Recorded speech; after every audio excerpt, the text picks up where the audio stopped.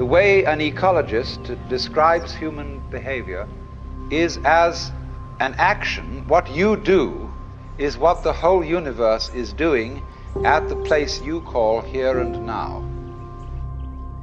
You are something the whole universe is doing in the same way that a wave is something that the whole ocean is doing. Nature, human nature included, is an organism. And an organism is a system of orderly anarchy. There is no boss in it, but it gets along by being left alone and being allowed to do its stuff.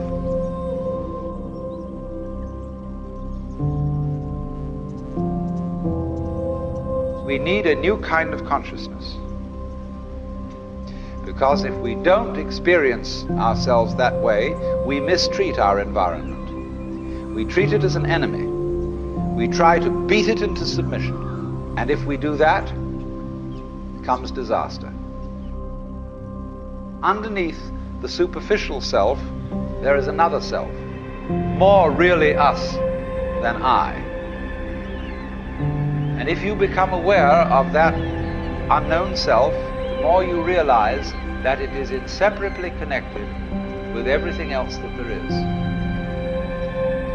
That our real body is not just what's inside the skin, but our whole total external environment.